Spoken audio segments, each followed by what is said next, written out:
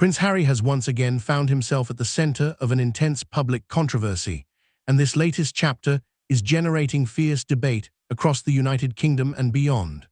According to reports and widespread media coverage, the Duke of Sussex has launched another highly publicized campaign focused on what he describes as his desire to secure a future in Britain for his children, Prince Archie and Princess Lilibet. However, what began as a discussion about family, security, and royal connections has evolved into something much larger, raising questions about the future relationship between Prince Harry, King Charles, and the institution of the monarchy itself.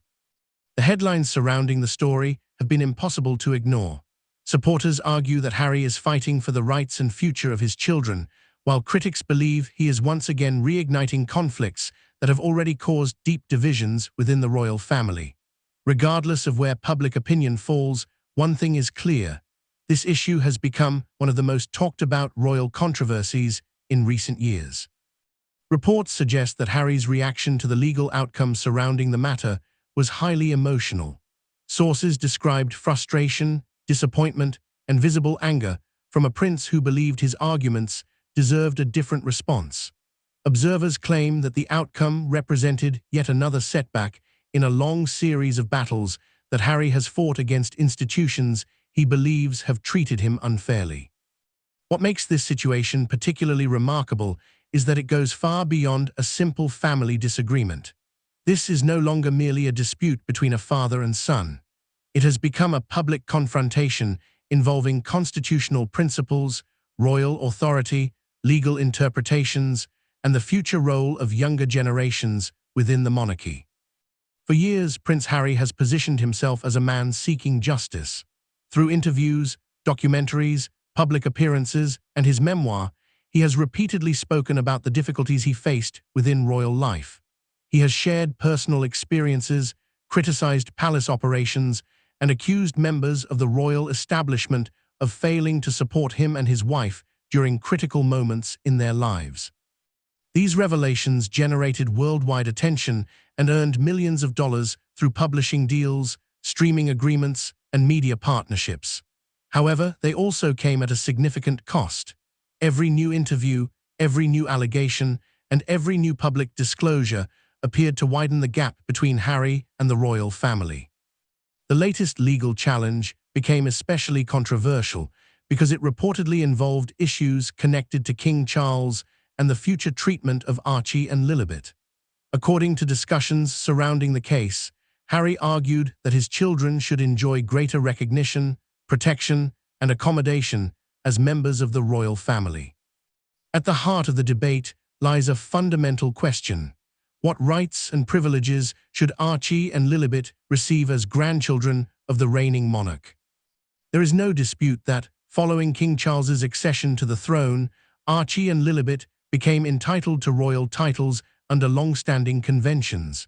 King Charles chose not to remove those titles, despite speculation from some commentators that changes could have been made. As a result, Archie became a prince and Lilibet became a princess.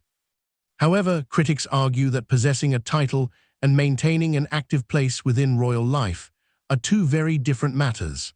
While titles can exist on paper, active participation in royal duties, access to royal residences, and state-funded security involve entirely separate considerations. This distinction sits at the center of the controversy. Many commentators point out that Harry and Meghan voluntarily stepped away from royal duties in 2020. They relocated to California, built independent careers, signed major media agreements, and repeatedly emphasized their desire for a life outside the traditional royal framework. Since then, they have spoken extensively about their experiences within the monarchy. Their interviews, documentaries, and Harry's memoir contained allegations that generated headlines across the world. These revelations intensified tensions with senior members of the royal family and fueled years of public debate. Critics therefore question how the couple can simultaneously reject royal life while expecting continued access to many of its benefits. Supporters of Harry respond differently. They argue that regardless of disputes between adults, Archie and Lilibet remain grandchildren of the king and should not be affected by conflicts involving their parents.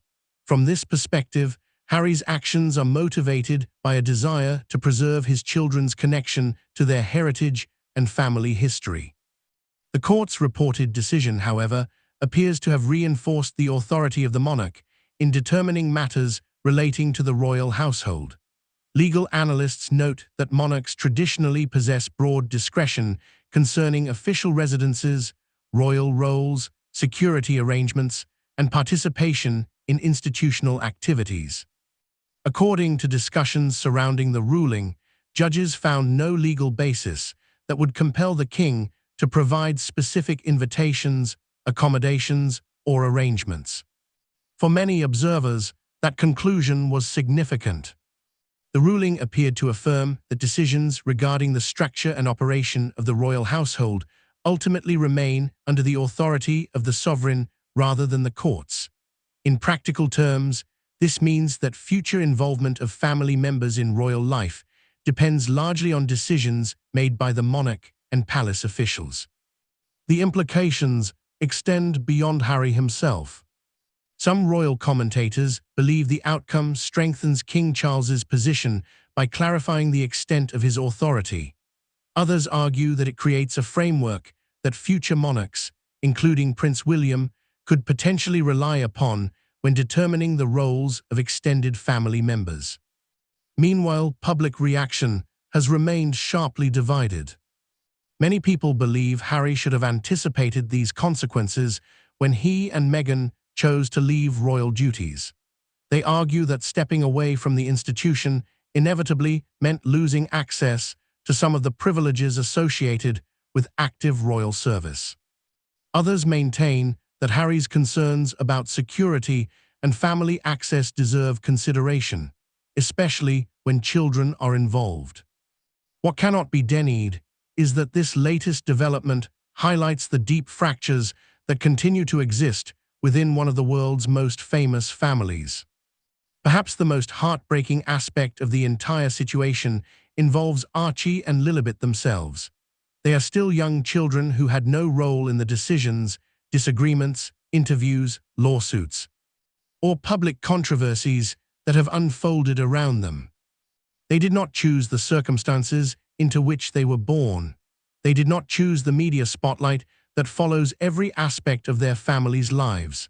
They did not choose the distance that now exists between different branches of their family. Yet they may ultimately experience the consequences of decisions made by others. Many royal watchers believe that future historians will look back on this period as a defining chapter in the modern history of the monarchy. It is a story involving loyalty, family bonds, public accountability, media influence, personal grievances, and competing visions of what royal life should represent in the 21st century. As the situation continues to evolve, questions remain unanswered. Will Harry and King Charles eventually find a path toward reconciliation? Can relationships damaged by years of public disputes be repaired behind closed doors? Will Archie and Lilibet one day enjoy a closer connection with the royal family and the United Kingdom? Or will the divisions continue to widen with each new controversy? For now, the legal outcome appears to have clarified one important point. The monarchy retains significant authority over its internal affairs, and the courts are unlikely to intervene in personal and institutional decisions that fall within that authority. The larger story, however, is far from over. Prince Harry has demonstrated throughout recent years that he is willing to continue speaking publicly about issues he believes are important. Likewise, the royal family has consistently maintained its preference for handling disputes privately and avoiding direct public confrontation. Those two approaches remain on a collision course. As a result, the world continues to watch closely, waiting to see what happens next in a royal drama that has already transformed relationships, reshaped public perceptions, and created one of the most fascinating and controversial family sagas of modern times. Whether this chapter ultimately leads to healing or further division remains uncertain, but there is no doubt that its consequences will be felt for years to come.